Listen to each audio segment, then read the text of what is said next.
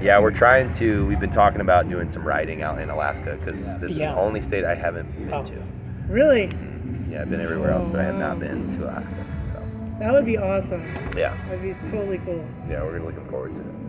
So, do you guys feel like where you come from has an influence on your albums, whether it be past or present? Yeah, I would say so. For me personally, I grew up in a town called Payson, which is like a 9,000 person populous town, very small town. Yeah.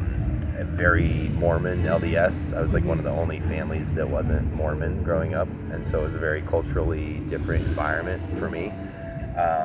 And like God wasn't really a huge part of my life at that point, and then to have it become such a huge part of my life in the music and the theology and the history and the psychology that go into Eidola's music was I would say it's like a very culturally impactful situation. So like to take from where I grew up and put it into the music has definitely impacted me. What would you say? I mean, we're all products of where we come from, so absolutely. Coming from, I spent a lot of time growing up in Utah, so yeah, lots of influence there. Currently I'm influenced by living in Alaska, so yeah.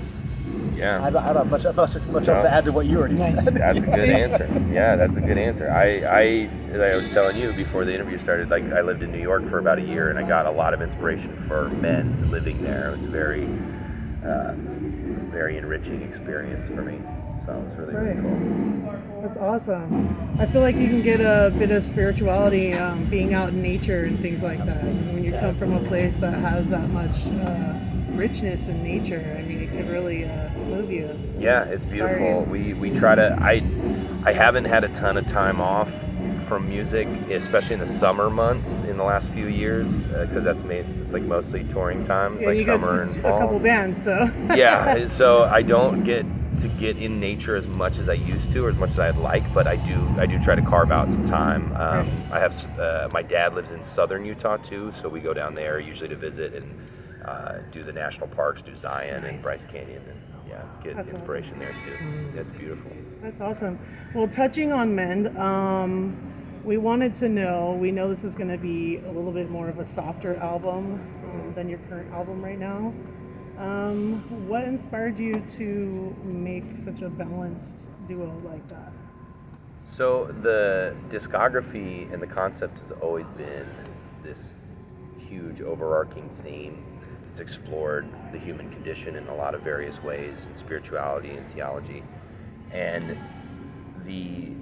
I answered this at meet and greet earlier too, where when I came up with the concept and brought it to the band of the duality, right, which has always been a considerable theme throughout the discography, duality of mankind, this yin and yang situation.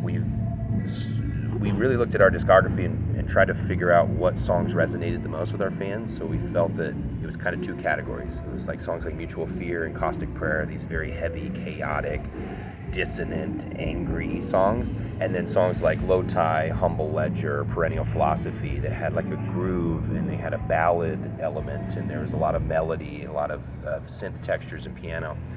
And so we're like, when I came to Matt with the concept, I said,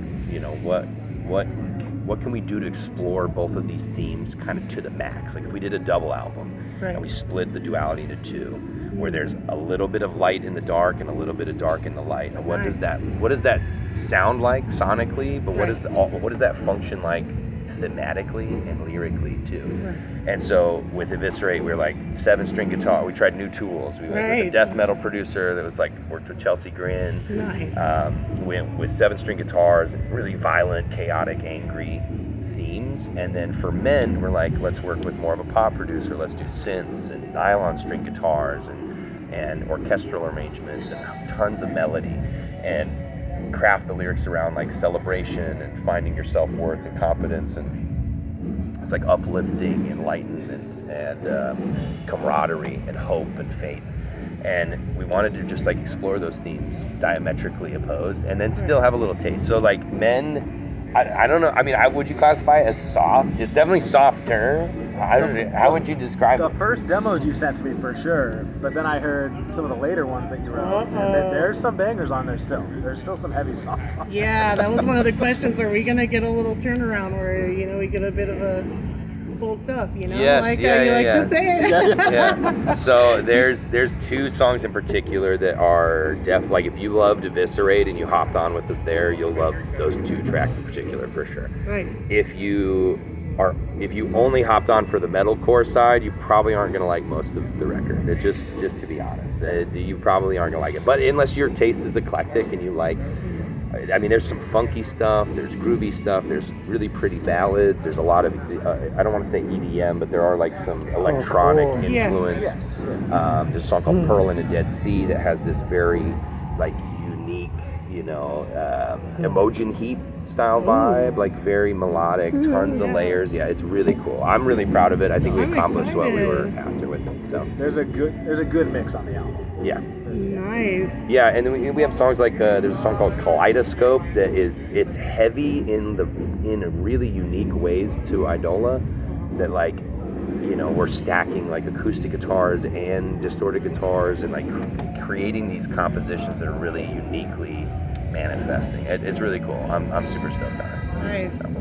Well, when are we gonna expect the single for Men? That's a good question too. Right now, so if you've ever talked to me at VIPs, I've said this in interviews too, I hate the music industry with a passion. I love music, I love people, I hate the industry side of things with an unbridled passion. We have to stop hold on certain things sometimes. Yes, right? most of the time, especially with us. So we've had some butting heads in the industry with trying to get things out and the time frames that we want. But as far as the schedule goes now, we're really hoping for a clearance for a release in December, which would mean that we would start rolling out singles, hopefully like August, September, Next year. October of this year. Oh, okay. Yeah, well, so not August, sorry. So like September, October, November would be like a rollout for November. So I'm actually thinking probably closer to October, November, December. So like October, sometime in there would be single 1, November would be single 2, and then when the album comes out in December, single 3 with the album. Kind of like how we did Eviscerate, where it was two months before, and then we put out Fistful of Hornets the day of the drop.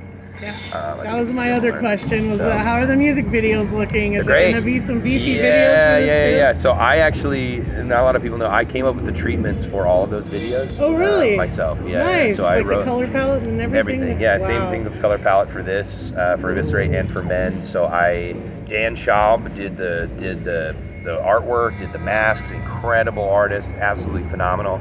I gave him like some themes and some colors that I wanted to work with, and he just ran with it and did an amazing job. And then for the music videos, for Eviscerate, I had come up with these 3 distinct themes and treatments and wrote them out, and I had some other people help me with workshopping them. I had Brian Caldill from Black Box Studios in Vegas, Mason Wright, DC, and then Matt Cole and Paris that are our like main content people. Like Paris is out with us on this tour, phenomenal brains, very visual. I'm not super visually minded when it comes to like execution. Like I don't know shit about cameras. Like, I don't know anything about cameras.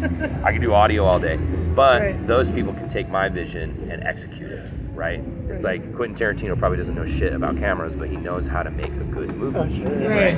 And so for me, I just had this vision of like how I wanted these aesthetics to play out, and there was some doubt in the video. Like the Fistful of Hornets video, they're like beekeeper outfits. What the fuck There are were you? questions. We all There want to were know. questions. What is There were that thing questions. you're holding? It's That little- it's literally a beekeeper spatula? tool. It's like a No, little it's scraper. a tool. So it's a used tool? to like scrape through the honey. Yeah, that's what I thought. Yeah, so I had no idea what it was either, but it came with one of the beekeper outfits, and I looked And it you're up, like, and I was I'm like, gonna use it. can I use this as a microphone? They're like, sure, go for it.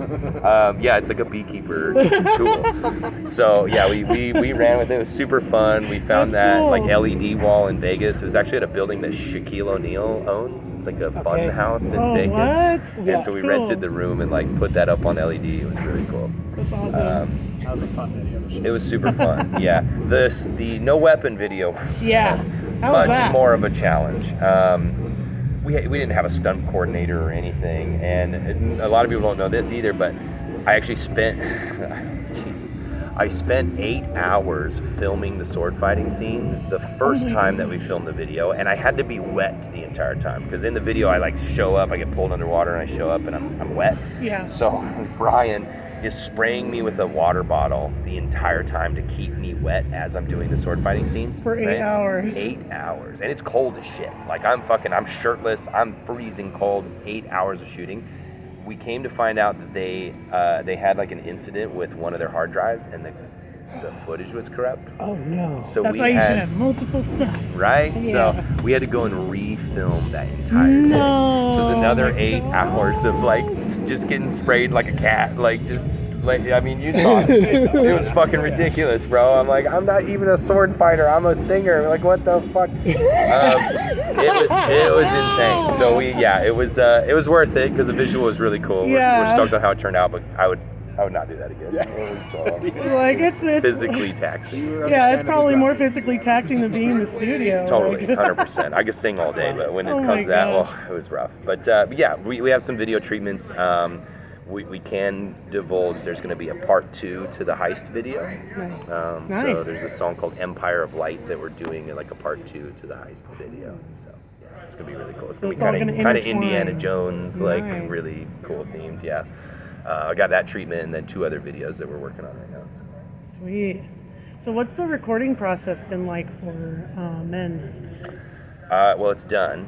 So the album's done. Good. The recording process was super fun. I'll let you speak to your process, but for me, it was very collaborative.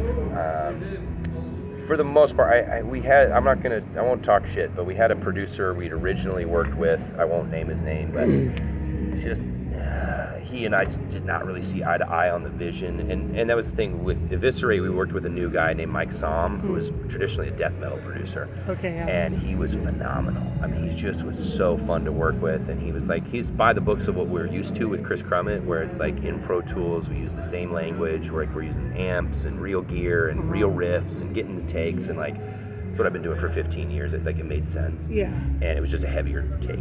This guy was an LA producer. He works at a studio that like 4 or 5 other producers that have Grammys, and like they're all pop and TikTok and Right. real produced stuff where it's like you have a kid from LA that's got 15 demos on his phone, and then that guy turns them into tracks in like a little college dorm type room. Yeah. There's no amps, there's no nothing, it's all synthetic. Oh yeah. And we're like, okay, well, we stepped out of our comfort zone for Eviscerate. Let's step out of our comfort zone for Men, and we'll try it. And we just ended up banging our heads against the wall for like 3 straight weeks. This guy just wasted my fucking time. Like, Yeah. he tried to the day one put my song in the box and just gut it, not giving any of it a chance. And I go pretty thorough with my demo process, like vocals and tracks, everything, all the drums programmed, all the synths. And this guy day one was like, yeah, we're gonna cut the second verse and we're gonna cut all these lyrics out, and that's not important, let's just restructure this. And he'd take a riff from the bridge, and then he'd be like, this is the chorus now, and then he would put it there and he'd build everything around it. It's like, bro, I didn't get here in my career being a dumbass and not knowing what I'm doing. I have a vision that I want implemented. You're the engineer. You're supposed to just help me put this into reality. I'm not paying you to gut all my stuff and chop it up and make it something new. I was like, if you had some Grammys, maybe I could trust you on this, but you're the one guy in this room that doesn't have Grammys. I don't really trust your opinion of your vision because you don't have the merit to warrant that. If I was working with some crazy big name producer, maybe I'd trust them on gutting my song like that, but I didn't make Billboard Top 10 being an idiot. Yeah. I haven't got to this point in my career doing bullshit. So I just was we ended up cutting our ties and getting our deposit back, well, most of it anyway. Oh man. And so it was a rough first month. January of this year was rough. It was rough.